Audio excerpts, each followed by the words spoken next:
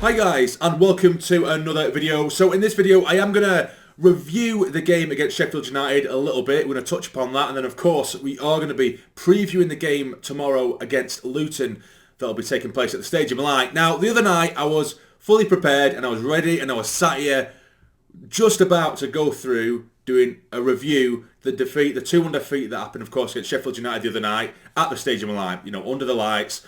And I was going to sit here and do a full match review like I usually would.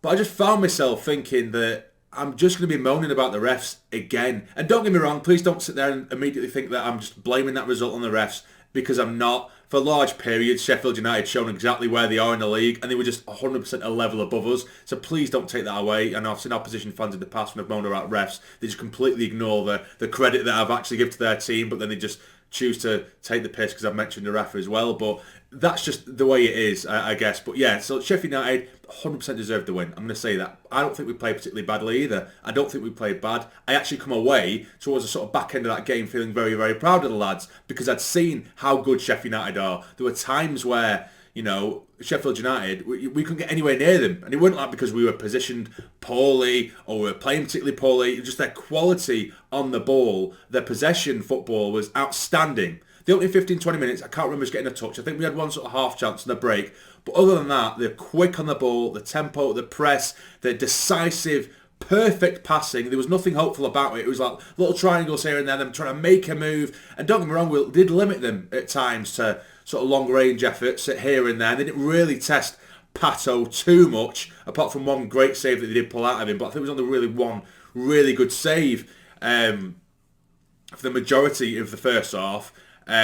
But yeah, they were outstanding. They were incredible. We couldn't get anywhere near him. But we were defending well, but we couldn't get any of the ball off him. Every time we got the ball, we're getting brushed off very, very easily. Us. And, they were shining through 100% with how good they were in their quality.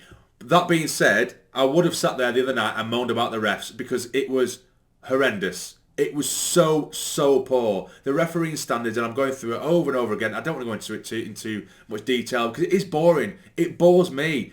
Every review is getting taken over. Regardless of we win or not, even if it's not a moaning about the ref, even wins, draw or losses, I'm sat here moaning about the standard of the officials, which is the worst I've ever seen.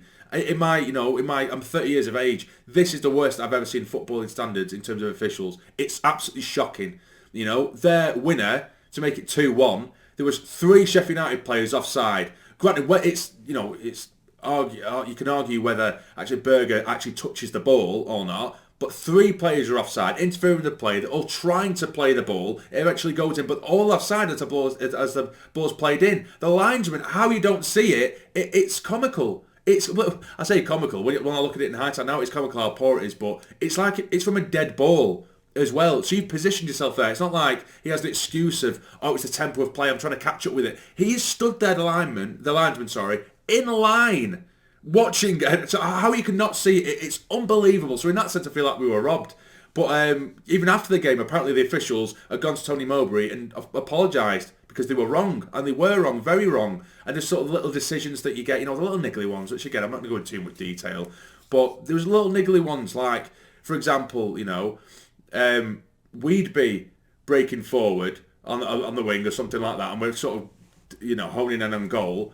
The yank us down, pull us down, and give absolutely nothing, or be a shoulder barge. It would be a simple shoulder barge, which we've gone down, and they're not giving anything. But then we'd do it to them, and they'd favour the defender. Like Lyndon Gooch, when he'd come on, it was a one-on-one sort of with his man down the left-hand side, and he'd shoulder barged him. That was it, went to the ground. Ref blows it, and it was literally 2 minutes apart from 2 different things. Where they've done it to Gooch, and then the other way around, it's given. And you could argue that theirs was a lot worse. Do you know what I mean? And throwing him to the ground. It made no sense. It was an awful, inconsistent refereeing. And again, I'm going to bore myself. And I've done 4 minutes. I said I didn't want to ramble on about it. And I've done 4 minutes of mainly talking about the referee. But it's just so frustrating. But yeah, coming away from that game, I was genuinely, in terms of performance, proud of the lads. I think the first 15-20 minutes, as I say, Sheffield United just shown how good they are and how good they can be. And it kind of shocked the system. Physically, every time we did try and get the ball, we was getting shoved off and we looked like kids. But then after about 20-25 minutes, we started to retaliate. And it was like our young lads on the pitch, because the other young lads, we need to remember that it's a very young group of lads. It's as if they just sort of thought and it triggered in their mind. I'm not putting up with this. So we started giving it back. We started getting a bit more physical with it, and I don't like to see that, a bit of aggression, a bit of passion. If we can't outplay them, try and out-passion them, and I feel like we were at times, and out-commit them and stuff like that. That doesn't mean necessarily be dirty, but just don't let them bully you like they were for the first 15, 20 minutes. So I did appreciate that. And we managed to go a goal up, and it was a cracking goal from Mishu as well. Bar picks him out perfectly. Their defence are all over the place at the time. Left back and Berger, they're arguing who should be tracking back, but Mishu finds himself in acres of space, and the finish from him is absolutely sublime. He's hit it from right to left into bottom left-hand corner, but it's just so clinical the way he hits it. It makes me think, where the hell has this lad been? We've seen him as this sort of little aggressor and little nice, simple passing in the middle. We need to get him forward because that was a clinical finish, and I really, really enjoyed that. But then sadly, they got the equaliser just before half-time, and they went on to, of course, get that offside goal given to him. But I think in the second half, as soon as they made it 2-1 as well, we were absolutely all over him. But in the end, Sheffield United had shown the quality, and they were better than us. They were a level above, as I say. But in the end, I think a draw would have been nice. Of course, in comparison to a defeat, obviously, because we were robbed in that sense. But Sheffield United will go up this season, I think. I thoroughly believe that. So fair play to them. I hate mentioning refs, but you have to when it's that bad, and when it takes over a game so badly, you have to mention it. But anyway, so it's a defeat. It's frustrating. I mean, you look at the table now, and there's only 10 games left, something like that, maybe less. It looks like we are going to miss out on the playoffs unless we go on a proper streak now of wins. But we do have Luton coming up next. They've pretty much solidified their place in the playoffs, it seems anyway. They've been absolutely outstanding the way they've done their business. I remember when we first were dropped down to League One, and they were a very, very difficult team to play against. And they kind of kept their sort of, it's almost like their belief and what they stand for. It is really good. It's really good in terms of how disciplined they are on the pitch, their fight and their passion. They're a very, very difficult side to play against. They're really in your face, and they've got real good quality in there. Carlton Morris with, I think, 16 odd goals this season. They've Luton in general, I think they've won 4 out of the last 5. It was similar form to Norwich when we played them.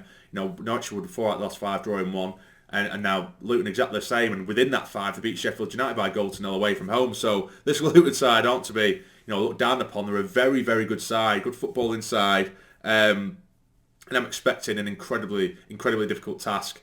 But in terms of a starting 11 for me and for us, I don't have the graphic today, I do apologise, but I'm pretty much going to go unchanged from the game against Sheffield United because I think we played that well. I know that some of the lads will be tired because it was a midweek game. The only change I would do is pull off Geldhart, bring off Geldhart, and I put Pritchard on. Yes, we don't have an actual striker on the pitch. If that's the case, I 100% understand that. But we look better with him off the pitch. Geldhart, before he come off for the second half, he's tracking and his pressing was a lot better. But, and every now and then the ball will stick to him and he'll pass it on. But too often, we can't fit him into our play, into our style. And it's like playing with 10 men at times. And I did feel sorry for him because there was a period in that first half against Sheffield United where we just pinging balls, bloody 7 foot in the air. He's not going to do anything with that, and it's just not going to work. But we're struggling, regardless of whether it's his fault or not, we're struggling to fit him into the side. And it is like we're playing with 10 men, like I say. So for me, I'd stick Pritchard there. He can come deep, and then you can get like that, so Clark and Roberts around him, and others coming up to help out. It's pretty much another body in midfield as well. But I like to see Pritchard as the 10 and press from there. So that is the lineup I would go with. But with Luton, I think again this could be a step too far for us. I think that they're a very, very good side, and I'm expecting a 2-0 defeat. So that is my predictions for the game. Now, something that a lot of people are bringing up now, in hindsight, and I do get it, and I'm very, very proud of the lads. The season hasn't ended, of course. Playoff hopes haven't ended, of course. And I keep mentioning this as well. Our standards and our expectations have shifted because of how well we've played. Given that we've just come up from League One, we've been absolutely outstanding this season. Outstanding. We have surpassed so many of my own expectations.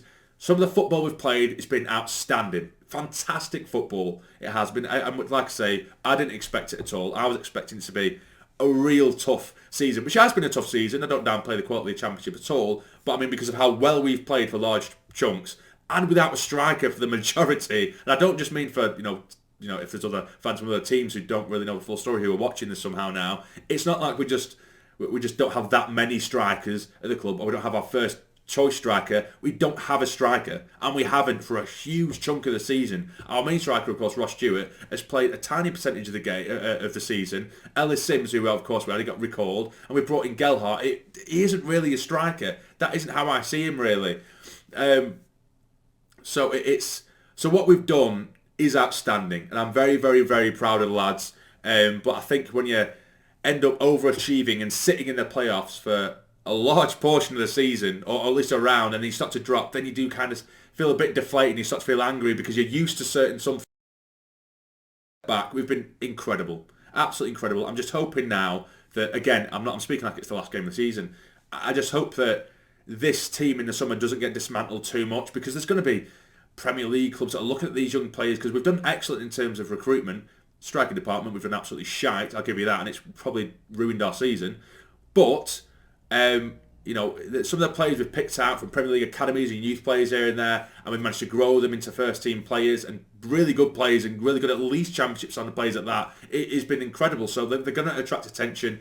So I'm just hoping not too many of them got picked off, so then we can just build on it next season and bring strikers in as well, get Roscoe back, and then I think we would have a chance to maybe go for the playoffs next season. But but right now it's just a case of, find your personality back, get your personality back, keep playing the football we know that we can play, and try and get some results along the way and see what happens come the end of the season. But that's it, guys. I know it's been a bit all over the place, this video. I just don't have that much time at the moment to get sort of all the videos done how I usually do them. But that's it, guys. Hope you have enjoyed. Let me know in the comments down below who you would start this weekend against Luton. What did you think of the Sheffield United game? And what score do you think it's going to be against Luton tomorrow at the Stadium Lab? If you have enjoyed, please hit the like button. It's massively, massively appreciated. And subscribe to the channel if you're not already to become a fully fledged member of the Sarny Army. But for now, take care and stay jammy.